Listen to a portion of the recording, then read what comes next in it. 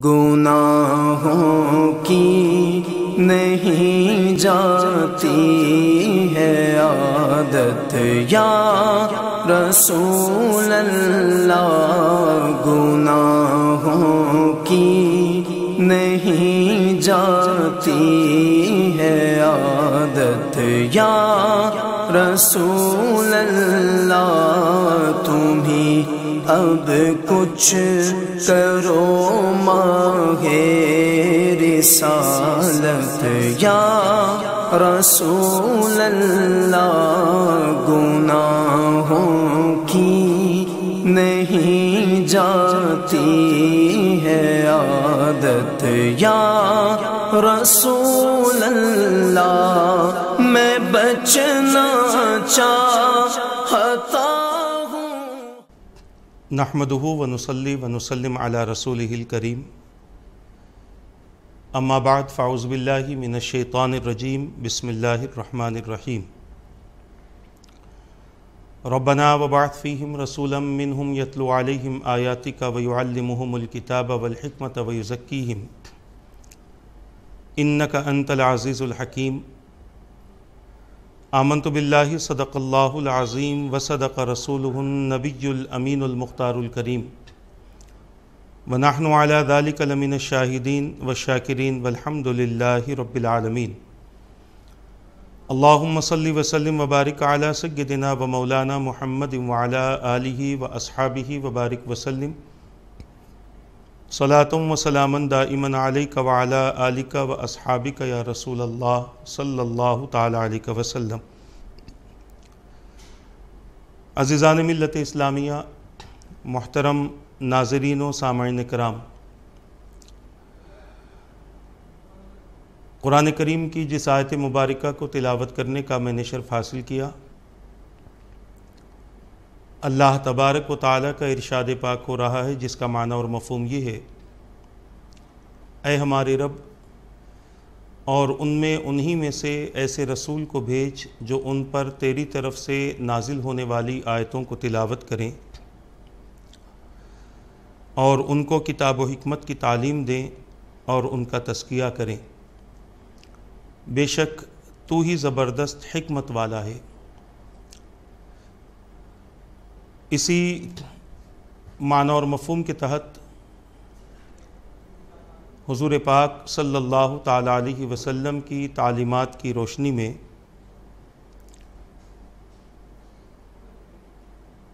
گناہ کے متعلق اور کن گناہوں کی وجہ سے عذاب کا آنا یقینی ہوتا ہے، اس حوالے سے آج 22ویں نشست ہے۔ سابقہ نشستوں میں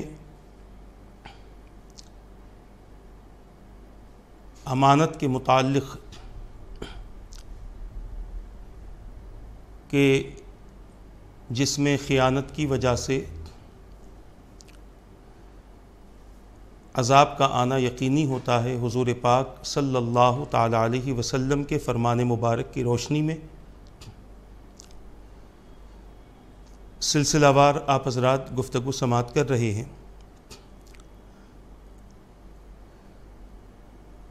ایک حدیث پاک کا مختصر سا خلاصہ چل رہا تھا، جس کے راوی حضرت سیدنا ابو بکر صدیق رضی اللہ تعالیٰ عنہ ہیں۔ حضور پاک صلی اللہ تعالیٰ علیہ وسلم نے ارشاد فرمایا: جنت میں جبر کرنے والا داخل نہ ہوگا، جبار داخل نہ ہوگا، نہ بخیل داخل ہوگا، نہ خیانت کرنے والا داخل ہوگا، اور نہ بد اخلاق۔ اس حدیث پاک کو امام ترمذی نے سنن ترمذی میں اور امام ابن ماجہ نے سنن ابن ماجہ میں اور دیگر محدثین نے احادیث کی کتابوں میں نقل کیا ہے۔ اس حدیث پاک کے دو حصے میں نے آپ حضرات کے سامنے پیش کیے تھے گزشتہ نشست میں، اور بخیل کے متعلق کسے کہتے ہیں اور پھر بخالت کا انجام کیا ہے اور سخاوت کے فائدے کیا ہیں، اس بارے میں تھوڑی سی تفصیلی گفتگو کی گئی۔ اس نشست میں اس حدیث پاک کے تیسرے حصے کے متعلق ہم کچھ گفتگو کریں گے۔ میرے آقا صلی اللہ تعالیٰ علیہ وسلم نے فرمایا کہ خیانت کرنے والا یہ بھی جنت میں نہیں جائے گا۔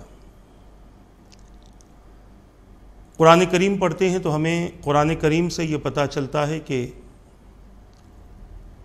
اللہ تبارک و تعالی خیانت کرنے والے سے محبت نہیں فرماتا۔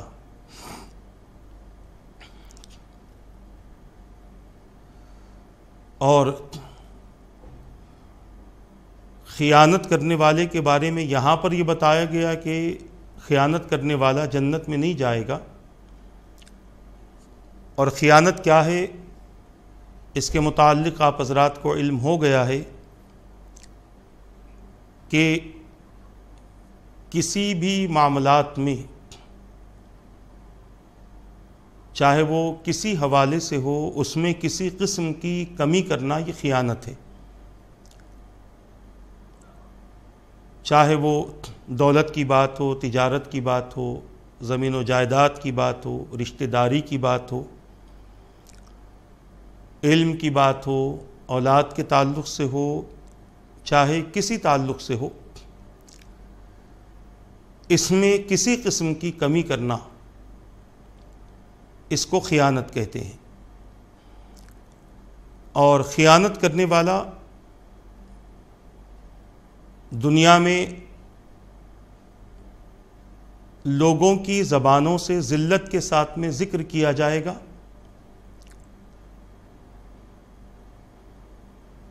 اور خیانت کرنے والا قیامت کے دن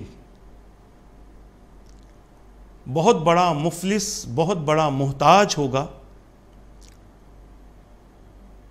اور اتنا ہی نہیں بلکہ اس بندے کو جنت میں نہ ڈالا جائے گا۔ اب ظاہر سی بات ہے کہ جب خیانت کرنے والا جنت میں نہیں جائے گا، نہ جا سکے گا، تو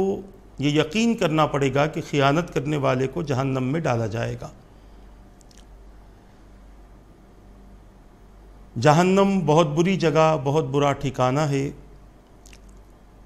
وہاں پر ایسے ایسے عذابات ہیں جو کسی آنکھ نے نہیں دیکھے، جو کسی کان نے نہیں سنے،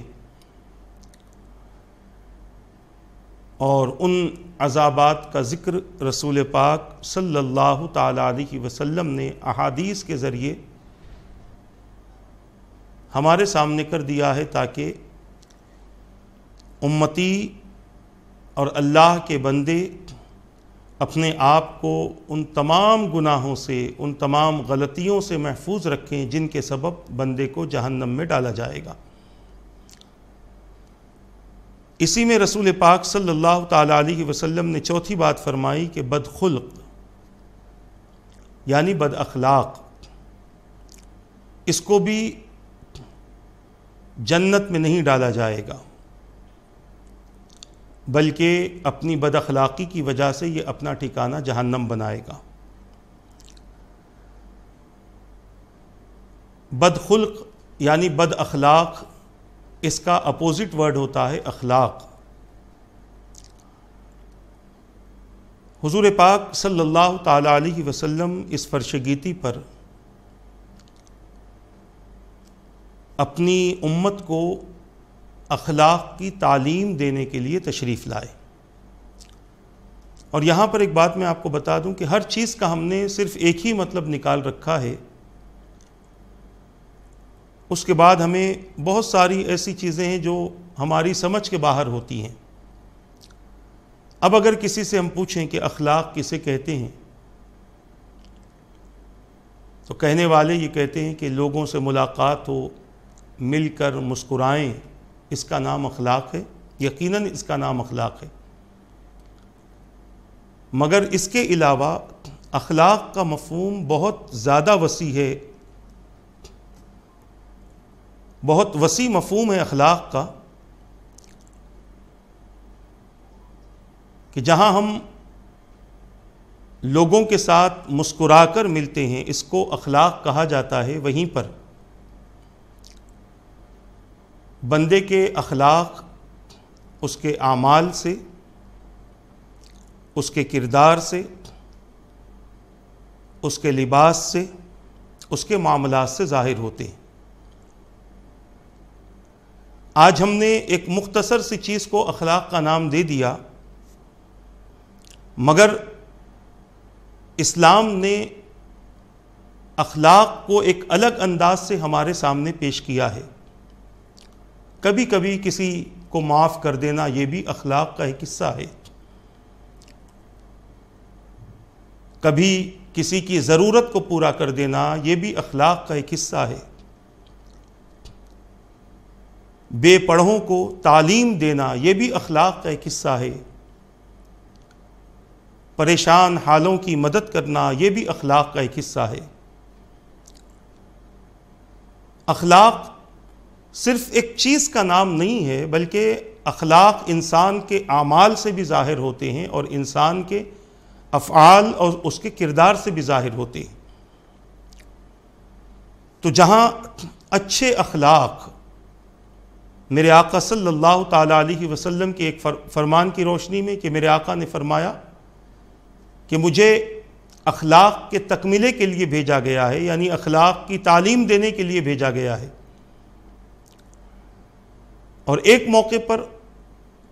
میرے آقا صلی اللہ تعالیٰ علیہ وسلم نے یوں بیان فرمایا کہ اچھے اخلاق کے ساتھ زندگی گزارنے والا کل بروز قیامت مجھ سے اتنا قریب ہوگا جتنا ایک انگلی دوسرے انگلی سے قریب ہے۔ یہ اچھے اخلاق والے کی بات ہے، مگر جن کے اخلاق برے ہوں، جن کی عادتیں خراب ہوں، جن کی گفتگو سے فواحشات نکلتی ہوں، اور جن کا کردار بالکل اسلام کے خلاف ہو، مرد ہو کہ عورت ہو، چاہے کوئی ہو، ایسے افراد کل بروز قیامت، دنیا میں تو ایسے افراد کی کوئی عزت نہیں رہتی، سامنے کوئی آپ کو عزت دے دے، مگر آپ ہٹیں گے تو آپ کے پیچھے آپ ہی کی باتیں شروع ہو جائیں گی کہ کیسا انسان ہے۔ ماں باپ تک بات پہنچ جائے گی کہ ماں باپ نے تربیت نہیں دی، ماں باپ نے صحیح تعلیم نہیں دی، کہ بڑوں کے سامنے یہ اس قسم کی گفتگو کرتا ہے، اس قسم کی گالی گلوچ کرتا ہے، اس قسم کی بدزبانی کرتا ہے، ماں باپ تک بات پہنچ جاتی ہے۔ تو پتہ یہ چل رہا ہے کہ برے اخلاق والا کسی کا بھی نور نظر نہیں بنتا، برے اخلاق والے کو کوئی بھی اپنے سر پر نہیں بٹھاتا، برے اخلاق والے کو کوئی بھی اچھا نہیں سمجھتا، بلکہ برے اخلاق کی وجہ سے اس کا ذکر بھی اگر ہوگا تو برائی کے ساتھ ہوگا، اس کے بارے میں گفتگو ہوگی تب بھی برائی کے ساتھ ہوگی، کیونکہ انسان نے اپنی بد زبانی کی وجہ سے اپنے آپ کو ذلیل کر لیا ہے، اپنے آپ کو برباد کر دیا ہے۔ میں پھر سے کہوں کہ میری گفتگو یہ میرا ٹاپک نہیں ہے آج کا، میرا جو ٹاپک ہے وہ امانت وغیرہ ہے، مگر ضمناً کچھ باتیں آ رہی ہیں تو یہ میں پیش کر دوں، آئندہ جب اس کی تفصیل آئے گی تو ہم تفصیلی طور پر انشاءاللہ اس حوالے سے گفتگو کریں گے۔ انسان کی بد اخلاقی، بعضوں نے کہا کہ انسان کی زبان ہی سے اس کی اہمیت کی جائے یا نہ کی جائے اس کا فیصلہ کیا جاتا ہے، یعنی اس کو اہمیت دی جائے یا نہ دی جائے اس کا فیصلہ کیا جاتا ہے۔ جس طریقے سے آج اس معاشرے میں ہم اپنی زبان کا بیجا اور غلط استعمال کرتے ہوئے ہم اپنے کردار کو اور ہم اپنی زندگی کو خراب کر رہے ہیں، اور یہ صرف ایک دو آدمی کی بات نہیں ہے، بلکہ حقیقت یہ ہے کہ آج سینکڑوں نہیں بلکہ لاکھوں کی تعداد میں بالخصوص مسلمان نوجوان ہو یا مسلمان افراد ہوں اس انداز کے ملتے ہیں کہ جن کی زبانوں پر گالیوں کا انبار ہے. مرد بھی آج اس بد اخلاقی میں مبتلا ہیں اور بہت ساری عورتیں بھی اس بد اخلاقی کا شکار بن چکی ہیں. یہ بات ذہن میں رکھ لیں کہ کسی کے پیچھے کسی کی برائی کرنا یہ بھی اخلاق حسنہ کے خلاف ہے، اسلامی تعلیم کے خلاف ہے. میرے آقا صلی اللہ تعالی علیہ وسلم نے اچھے اخلاق کو آدھا دین فرمایا ہے. حسن الخلق نصف الدین، آپ نے بچپن میں پڑھی ہوگی یہ حدیث. اچھے اخلاق کو حضور پاک صلی اللہ تعالی علیہ وسلم نے آدھا دین فرمایا، اور برے اخلاق رکھنے والے کی کہیں پر بھی تعریف نہیں کی گئی، بلکہ جہاں بھی کہا گیا مذمت کے ساتھ میں اس کا ذکر کیا گیا. اور اگر ہم تاریخ کا مطالعہ کریں تو ہمیں یہ پتہ چلتا ہے کہ اسلام اعمال کے ذریعے پھیلا ہے، اور ان اعمال میں سب سے زیادہ جو اہم عمل تھا وہ حسن اخلاق تھا. اسی لیے رسول پاک صلی اللہ تعالی علیہ وسلم کے حوالے سے ایک بات کہی جاتی ہے کہ حضور نے اسلام کو تلوار سے نہیں اخلاق سے پھیلایا ہے. میرے آقا صلی اللہ تعالی علیہ وسلم کے اخلاق مبارکہ اتنے اچھے تھے، اتنے پاکیزہ اخلاق والے حضور رہے کہ قرآن نے کہہ دیا وَإِنَّكَ لَعَلَىٰ خُلُقٍ عَظِيمٍ، بے شک آپ خلق عظیم پر فائز ہیں، یعنی اخلاق کے بلند مرتبے پر حضور فائز ہیں. اور حضور پاک صلی اللہ تعالی علیہ وسلم نے اخلاق کی تعلیم کو اپنی امت میں عام فرمایا، اور جتنے ہم حقوق کی بات کرتے ہیں ان تمام حقوق کو اگر صحیح طور پر دیکھیں تو اس کا تعلق بھی حسن اخلاق سے ہے. بڑوں کو چاہیے کہ وہ چھوٹوں کے ساتھ حسن اخلاق سے پیش آئیں تاکہ ان کو زندگی گزارنے کی تعلیم ملے. اگر بڑا ہی بدزبانی کرتا رہے، بڑا ہی گالی گلوچ کرتا رہے تو چھوٹے کو تو یہی پتا چلے گا کہ یہی ہماری زندگی کا حصہ ہے. اور چھوٹوں کو چاہیے کہ بڑوں کی عزت کرے، بڑوں کی تعظیم و تکریم کرے. مگر آج حالت یہ راستے میں ہم دیکھتے ہیں کہ کئی ایسے بچے ہوتے ہیں کہ جو کبھی اپنے سے عمر سے بڑے لوگوں کو گالی گلوچ دیتے ہوئے آگے بڑھ جاتے ہیں. نہ ان کی عمر کا خیال ہے، نہ ان کے مرتبے کا خیال ہے، کسی قسم کا پاس و لحاظ آج باقی نہ رہا. اور یہی وجہ ہے کہ امت کی اس حالت کو دیکھ کر کسی نے کسی شعر میں اس کو یوں بیان کیا، قوم کی موت ہے اخلاق سے عاری ہونا، تنگی ظرف کا معنی ہے بھکاری ہونا. یعنی جس قوم میں اخلاق نہیں پائے جاتے اس قوم کی حالت یہ ہے کہ وہ زندہ رہ کر بھی مردہ ہے. اور جس انسان کے پاس زندگی گزارنے کے اسباب نہ ہو تو اس کا مطلب یہ ہے کہ وہ بھکاری ہے. تو میں یہ عرض کرنا چاہتا ہوں، حضور پاک صلی اللہ تعالی علیہ وسلم سے لے کر تمام اکابرین امت نے اللہ کے بندوں کو اخلاق حسنہ کی تعلیم دی. اور حضور پاک صلی اللہ تعالی علیہ وسلم نے قرآن کریم کے ذریعے اللہ کے بندوں کے اندر تبدیلیاں پیدا فرمائی. وہ افراد کہ جن کو ایک دوسرے کا حق پتہ نہ تھا، جن کو یہ تک معلوم نہ تھا کہ ہمیں کس کے ساتھ میں کس انداز سے پیش آنا ہے، پڑھے لکھے تو موجود تھے پڑھا لکھا ہونا کمال نہیں ہے، اس دور میں بھی پڑھے لکھے موجود تھے، ایک سے ایک پڑھے لکھے موجود تھے، اور نہ صرف پڑھے لکھے تھے، بعض تو ایسے تھے جو بڑی فصیح انداز میں شاعری بھی کرتے تھے۔ تعلیم ہر دور میں رہی ہے، مگر یہ ذہن میں رکھ لیں کہ صرف تعلیم سے تبدیلی نہیں آتی، تربیت سے تبدیلی آتی ہے۔ اخلاق یہ ادب کا ایک حصہ ہے، اور جس انسان کے اندر ادب نہ ہو اس کی بڑی بڑی ڈگریاں اس کے لیے بیکار ہیں، چاہے وہ ڈگریاں دنیاوی ڈگریاں ہو، چاہے وہ دینی ڈگریاں ہوں۔ بہت سارے ہوتے ہیں جن کے پاس میں عالم ہونے کی سند ہوتی ہے، مفتی ہونے کی سند ہوتی ہے، فاضل ہونے کی سند ہوتی ہے، نہ جانے کیا کیا سندیں ہوتی ہیں، مگر ان کے پاس میں ادب اور اخلاق نہیں ہے تو یہ ڈگریاں ان کے کوئی کام کی نہیں ہیں۔ کیوں؟ اس لیے کہ جہاں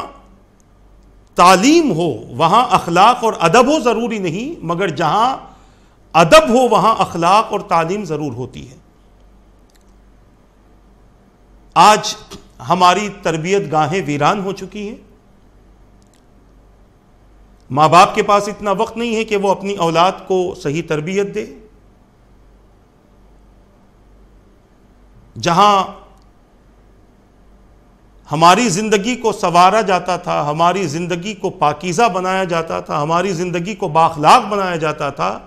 آج وہ سارے گھرانے، وہ ساری چیزیں ویران ہو چکی ہیں۔ آج ان تعلیمات سے ہم خالی پڑ چکے ہیں، جس کا نتیجہ ہم اپنی آنکھوں سے دیکھ رہے ہیں، سن رہے ہیں ساری دنیا سے۔ آج مسلمانوں کا کیا حال ہے، مسلمانوں کی کیا کیفیت ہے، مسلمان کہاں کمزور ہے، کہاں مضبوط ہے۔ اسی لیے اخلاق کی بہت زیادہ ضرورت ہے، اچھے کردار کی بہت زیادہ ضرورت ہے، اور اخلاق صرف علم سے نہیں آتا بلکہ تربیت سے اخلاق پیدا ہوتا ہے، تعلیمات سے اخلاق آتا ہے، اور یہ ادب کا ایک بہت بڑا حصہ ہے۔ ایک بزرگ نے تو یہاں تک کہ ارشاد فرمایا کہ میں نے 19 سال فلاں شیخ کے پاس میں گزارے ہیں، اور پورے 19 سال انہوں نے مجھے ادب کی تعلیم دی، ادب سکھایا، اور 1 سال مجھے علم سکھایا، مگر اس کا افسوس مجھے زندگی بھر رہا کہ کاش وہ 1 سال بھی میں ادب سیکھ لیتا۔ تو پتہ ہی چل رہا ہے کہ ادب اور اخلاق، جیسے ہم کہتے ہیں نا کہ آپ کے پاس ادب اخلاق کچھ نہیں ہے، یہ ادب کا ایک بہت بڑا حصہ ہے اخلاق، کیونکہ جس کے اخلاق جتنے اعلیٰ ہوں گے لوگ اسے اتنا ہی با ادب سمجھیں گے۔ اسی لیے اسلام نے صرف نماز، روزہ، زکوٰۃ کے حوالے سے گفتگو نہیں کی، ہمیں کھانے پینے کے اخلاق سکھائے، سونے جاگنے کے اخلاق سکھائے، راستے کے اخلاق کی تعلیم دی، معاملات میں کن اخلاق سے کس طرح سے پیش آنا ہے وہ بھی اسلام نے تعلیم دی، ازدواجی زندگی کیسی ہو، معاشرتی زندگی کیسی ہو، سیاسی زندگی کیسی ہو، زندگی کے کسی پہلو کو اسلام نے اخلاق سے خالی نہیں رکھا، زندگی کے ہر پہلو میں اخلاق کا دخل ہے۔ آپ کہیں جاتے آتے ہیں تو اس کی بھی تعلیم اسلام اخلاق کے حوالے سے ہمیں دیتا ہے۔ کہیں اٹھتے بیٹھتے ہیں، کسی دعوت میں آپ ہیں، کسی سے ملاقات کر رہے ہیں، کسی سے گفتگو کر رہے ہیں، تو اسلام ہر چیز کی تعلیم ہمیں دیتا ہے، مگر آج ہمارے پاس میں اسلام کے لیے اتنا وقت نہیں ہے کہ ہم اس سے وہ چیزیں سیکھیں جو ہماری پاکیزگی، ہمارے تقوی اور ہمارے طہارت کا سبب بن جائے۔ یہی وجہ ہے کہ آج دنیا بھر میں رسول پاک صلی اللہ تعالی علیہ وسلم کی اس تعلیم سے خالی ہو کر ہم نے اپنی آخرت کو برباد کر دیا ہے، اور بد اخلاقی اگر حد سے بڑھ گئی تو یہی بد اخلاقی جنت میں نہ جانے کا اور جہنم میں جانے کا سبب بن جائے گی۔ اسی اخلاق کو رسول پاک صلی اللہ تعالی علیہ وسلم نے آدھا دین فرمایا۔ آدھا دین ہے ہمارے اخلاق، اس سے اپنے آپ کو آراستہ و پیراستہ کرنے کی ضرورت ہے۔ جہاں ہم اپنی اولاد کو دنیاوی تعلیم کی طرف متوجہ کیے ہوئے ہیں، کروائے ہوئے ہیں، وہیں پر ہمارے لیے ضروری ہے، یہ امر ضروری ہے، یہ معاملہ ضروری ہے کہ اپنی اولاد کی اخلاقی تربیت کی جائے۔ آپ دیکھیں حضور پاک صلی اللہ تعالی علیہ وسلم نے کس طریقے سے اپنی آل اولاد کی تربیت فرمائی ہے۔ معاذ اللہ ایسا ہرگز نہ ہوا کہ حضور نے کچھ فرمایا ہو اور میرے آقا صلی اللہ تعالی علیہ وسلم نے عملی طور پر اسے پیش نہ کیا ہو۔ یہی اخلاق تو رہے کہ میرے آقا صلی اللہ تعالی علیہ وسلم نے اس اخلاق کو خاتون جنت رضی اللہ تعالی عنہا میں منتقل کیا، آپ کو تعلیم دی، آپ کو اس کی تربیت دی، اور اسی تربیت کا نتیجہ رہا کہ آپ نے اپنی ساری زندگی یا جتنی بھی زندگی آپ نے مولا علی رضی اللہ تعالیٰ عنہ کے ساتھ گزاری ہے، اس زندگی میں کہیں پر بھی کوئی ایسا واقعہ نظر نہیں آتا کہ آپ نے مولا علی رضی اللہ تعالیٰ عنہ سے جھگڑا کیا ہو اور کسی قسم کی معاذ اللہ 100 بار معاذ اللہ کوئی بڑی بات کی ہو۔ بیوی کا شوہر کے ساتھ محبت، اطاعت کے ساتھ ایک دوسرے کی مدد کرتے ہوئے زندگی گزارنا، یہ بھی اخلاق سے تعلق رکھتا ہے۔ بعض راوی تو یہاں تک کہ بیان فرماتے ہیں کہ آپ کے پاس میں ایک لباس ایسا تھا جس میں 70 پیون تھے، وہ لباس آپ پہنا کرتی تھیں، اور مولا علی رضی اللہ تعالیٰ عنہ نے جس حال میں آپ کو رکھا، آپ نے خوشی کے ساتھ میں ان کے ساتھ اپنا وقت گزار دیا۔ آج کسی بڑے گھر کی بیٹی کسی چھوٹے گھر میں تو جانا نہیں چاہتی، اور اگر چلی گئی تو چھوٹے گھر والوں کو بڑی بڑی باتیں کرتی ہے، بڑی بد اخلاقی کے ساتھ ان کے ساتھ پیش آتی ہے۔ یہ ہماری تعلیم ہے، مگر میرے آقا تاجدار مدینہ صلی اللہ تعالی علیہ وسلم کی تعلیم الگ تھی۔ حضور نے اپنی بیٹی کو اتنی پاکیزہ تعلیم عطا کی تھی کہ شوہر کے گھر میں رہ کر فاقے میں رہتے تھے۔ میرے آقا نے انہیں خاتون جنت فرمایا، جنت عورتوں کی سردار ہیں، جنتی عورتوں کی، مگر اس کے باوجود حضور پاک صلی اللہ تعالی علیہ وسلم کی تعلیم اور اس تعلیم کا نتیجہ اور اس تعلیم پر عمل خاتون جنت کا یہ رہا کہ کوئی مورخ بیان نہیں کر سکتا کہ خاتون جنت رضی اللہ تعالی عنہا نے کبھی اپنی زندگی میں اپنے شوہر کو ناراض کیا ہو۔ چھوٹی موٹی باتیں ہوتی تھیں، مگر اتنی بڑی بات کہ جس سے شوہر کا دل ٹوٹ جائے، کبھی آپ نے اس قسم کی گفتگو نہیں فرمائی۔ اور پھر اس تعلیم کو آپ نے اپنی اولاد کے اندر بھی منتقل فرمایا۔ کیسے اخلاق تھے حسنین کریمین رضی اللہ تعالیٰ عنہما کے، اس واقعے سے ہمیں پتہ چلتا ہے۔ یہ صرف ایک اشارہ دے رہا ہوں اس نے خلق کے حوالے سے۔ آپ نے سنا ہوگا علماء سے، مقررین سے، کہ ایک مرتبہ حسنین کریمین نے دیکھا کہ ایک صحابی دور دراز سے آئے ہیں یا کوئی شخص دور دراز سے آئے ہیں اور وضو کر رہے ہیں، اور وضو میں کئی غلطیاں تھیں۔ چونکہ آپ ابھی کم سن تھے اور وہ بہت بڑی عمر کے تھے، تو انہوں نے یہ نہیں کہا کہ آپ نے وضو غلط کیا ہے، آپ کے وضو میں اتنی ساری غلطیاں ہیں۔ ان کا حسن اخلاق دیکھیں کہ یہ جب اس صحابی کے سامنے یا اس شخص کے سامنے جاتے ہیں، کہتے ہیں چچا جان ہم چھوٹے بچے ہیں، ہم بھی وضو کر کے آپ کو دکھانا چاہتے ہیں، آپ دیکھ لیں، اگر ہمارے وضو میں کوئی غلطی ہو تو آپ بتا دیں۔ دونوں نے وضو کر لیا۔ جب انہوں نے ان دونوں کا وضو غور سے دیکھا تو عرض کرنے لگے کہ شہزادو، آپ کے وضو میں کوئی غلطی نہیں ہے، وضو میں غلطی تو میری ہے، میرے وضو میں غلطی ہے، اور آپ نے اپنا وضو کر کے آپ نے جو مجھے دکھایا، اس کے ذریعے آپ نے میری غلطی کو سدھار دیا ہے۔ یہ تعلیم، یہ تربیت ہمارے اکابرین نے اپنی اولادوں میں منتقل کی ہے، مگر آج اس معاشرے کا جب ہم جائزہ لیتے ہیں تو ہم بڑے افسوس کے ساتھ یہ کہنا پڑتا ہے کہ آج ہمارا معاشرہ اخلاق کے حوالے سے مکمل طور پر کمزور پڑ چکا ہے۔ تو مجھے یہ عرض کرنا تھا کہ رسول پاک صلی اللہ تعالی علیہ وسلم نے ارشاد فرما دیا کہ جس کے اخلاق اچھے نہیں ہیں، جو بد اخلاقی میں مشہور ہو چکا ہے، لوگ جان چکے ہیں، کہہ چکے ہیں کہ یہ بد اخلاق ہے، تو ایسا شخص قیامت کے دن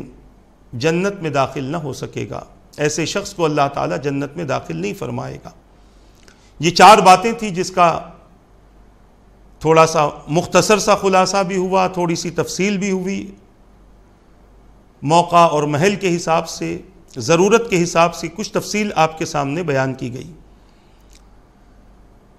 جیسے کہ میں بارہا کہتا ہوں کہ اللہ تبارک و تعالیٰ نے قرآن میں، حضور پاک صلی اللہ تعالیٰ علیہ وسلم نے حدیث میں،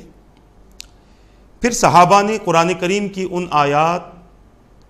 اور ان احادیث کی تشریح کی،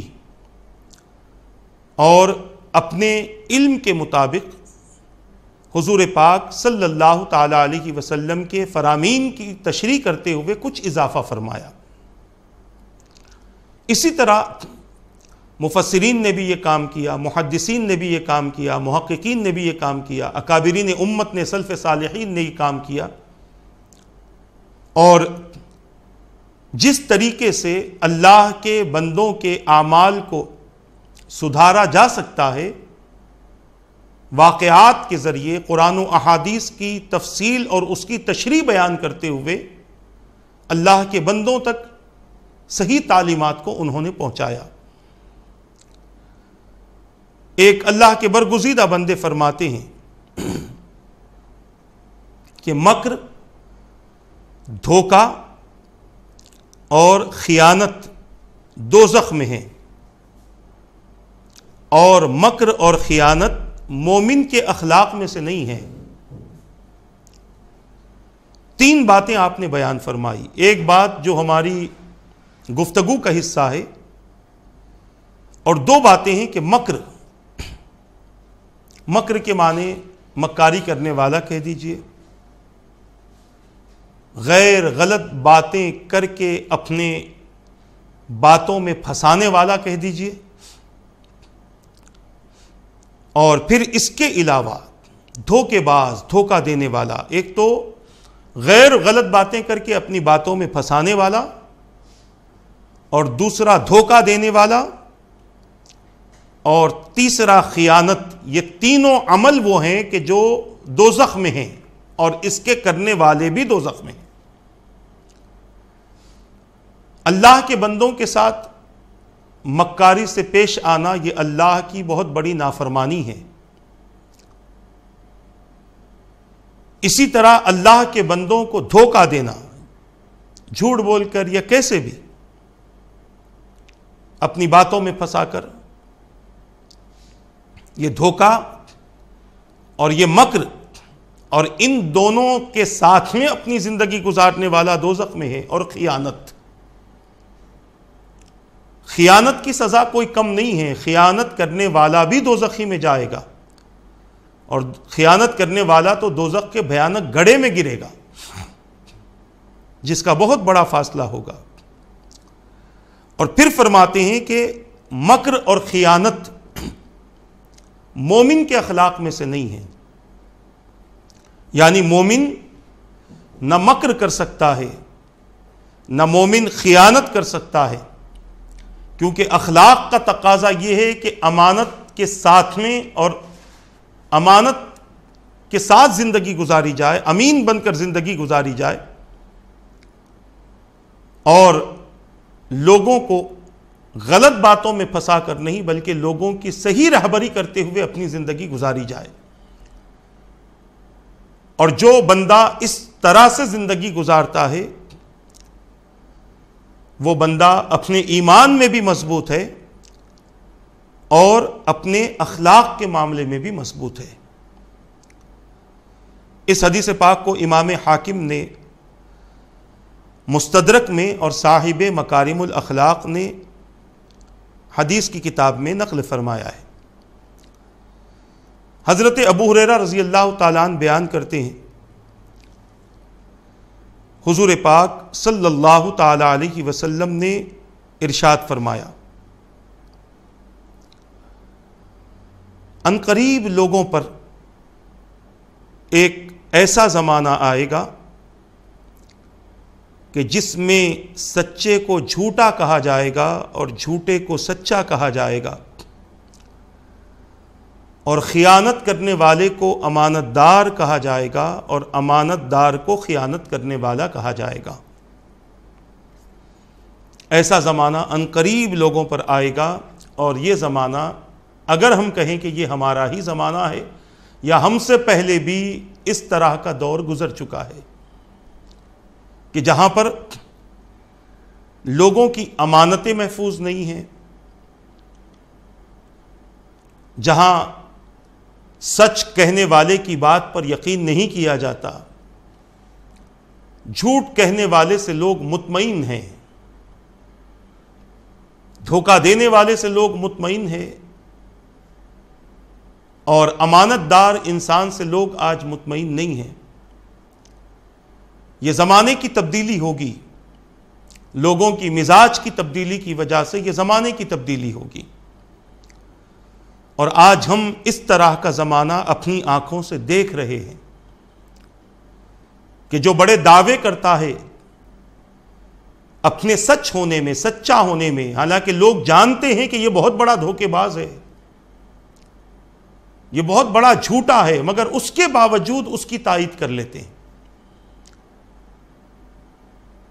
پتہ نہیں کہ اس تائید کی وجوہات ان کے پاس میں کیا ہوتی ہے،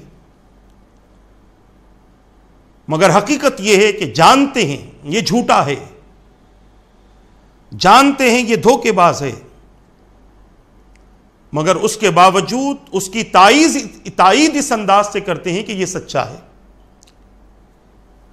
اسی طرح جو بندہ آج کے دور میں سچ کہتا ہے، حق بات کہتا ہے، لوگوں کو سچائی کی طرف بلاتا ہے، لوگ اسے جھوٹا سمجھتے ہیں، اس لیے کہ انسان کی خود اپنی فطرت ویسی ہوتی ہے۔ دوسرا انسان سامنے والے انسان کا آئینہ ہوتا ہے، اور آئینہ انسان کی حقیقت کو اس کے سامنے پیش کرتا ہے کہ تم کیا ہو۔ آج یہی چیز ہمارے اندر پیدا ہو چکی ہے۔ ہماری حالت یہ ہے کہ ہم اللہ اور اس کے رسول کی نافرمانی کرتے ہوئے جھوٹ کو ہم نے اتنا اپنا لیا ہے کہ ہم جانتے اور یقین کرنے کے باوجود ہم یہ سمجھتے ہیں کہ ہماری ہر بات سچی ہے، اور ہماری یہی عادت، ہماری یہی کیفیت دوسروں کے تعلق پر بھی، دوسروں کے تعلق سے بھی یہی سوچنے پر مجبور کر دی ہے کہ سامنے والا سچا ہے، بھلے ہی وہ کتنا بڑا جھوٹا ہو۔ آج دیکھ لو جھوٹوں کی دنیا چل رہی ہے، کن کن معاملات میں آج جھوٹ بولا جا رہا ہے، کتنے بڑے بڑے صاف جھوٹ بولے جاتے ہیں، اس کے باوجود لوگ اس کی تائید کر رہے ہیں۔ خوف کی وجہ سے تائید کر رہے ہوں یا لالچ کی وجہ سے تائید کر رہے ہوں، ڈر ہوگا کہ اگر ہم اس کا خلاصہ کر دیں گے تو کہیں یہ ہمارے ساتھ میں بدتمیزی نہ کر بیٹھے، کہیں ہماری جان کا جوخم نہ بن جائے، یا پھر لالچ ہوتی ہے کہ اگر ہم اس جھوٹے کو سچا کہتے رہیں گے تو یہ ہماری مدد ضرور کرے گا۔ یہاں سب کچھ ہو سکتا ہے، مگر قیامت کے دن اللہ تبارک و تعالیٰ کی بارگاہ میں اس کا بہت بڑا جواب انسان کو دینا ہے۔ دوسری بات کہی گئی کہ خیانت کرنے والے کو امانت دار کہا جائے گا اور امانت دار کو خیانت کرنے والا کہا جائے گا۔ یہ بھی آج ہمارے سامنے یہ چیزیں موجود ہیں کہ جو انسان لوگوں کی چیزوں کو صحیح طور پر رکھتا ہے اور لوگوں کو صحیح طور پر واپس دینے کی کوشش کرتا ہے، یہ تو چیزوں کی بات ہے یا پھر معاملات کی بات کریں یا جس طریقے سے ہم لوگوں کی بات کریں، علم کی بات کریں، عمل کی بات کریں، قرآن کی بات کریں، کسی چیز کی بھی ہم بات کر لیں، جو چیزیں ہمارے پاس امانت کے طور پر رکھی ہوئی ہیں، امانت کے طور پر دی ہوئی ہیں، مگر زمانہ ایسا آئے گا کہ کوئی امانت کے ساتھ میں اپنی زندگی گزارتا رہے گا تو لوگ اسے دھوکے باز کہیں گے، اور جو لوگوں کو دھوکہ دیتے ہوئے، لوگوں کے ساتھ خیانت کرتے ہوئے زندگی گزارتا رہے گا، لوگ اسے امانت دار سمجھیں گے۔ آج رسول پاک صلی اللہ تعالی علیہ وسلم کا یہ فرمان ہم پر ظاہر ہو چکا ہے۔ ایسے افراد اس دور میں موجود ہیں جو رسول پاک صلی اللہ تعالی علیہ وسلم کے اس فرمان کے حوالے سے ہم یہ کہہ سکتے ہیں کہ حضور کے فرمان کی تصدیق ہو رہی ہے۔ جیسے حضور نے فرمایا تھا 1400 سال پہلے، آج وہ زمانہ آ چکا ہے کہ خیانت کرنے والے کو امین سمجھا جاتا ہے اور امانت کے ساتھ زندگی گزارنے والے کو خیانت کرنے والا سمجھا جاتا ہے، جھوٹے کو سچا اور سچے کو جھوٹا سمجھا جاتا ہے۔ عزیزان ملت اسلامیہ، امانت کے تعلق سے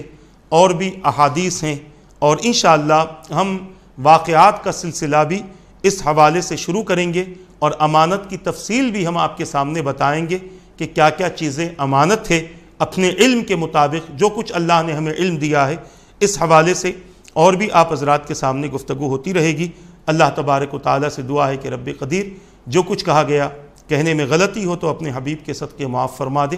ان باتوں پر مجھے اور ان سب کو عمل کرنے اور ان باتوں کو دوسروں تک پہنچانے کی توفیق عطا فرما، اپنے اور اپنے حبیب کی رضا والی زندگی نصیب فرما دے برحمتک یا ارحم الراحمین۔ وما علینا الا البلاغ۔ السلام علیکم ورحمۃ اللہ وبرکاتہ۔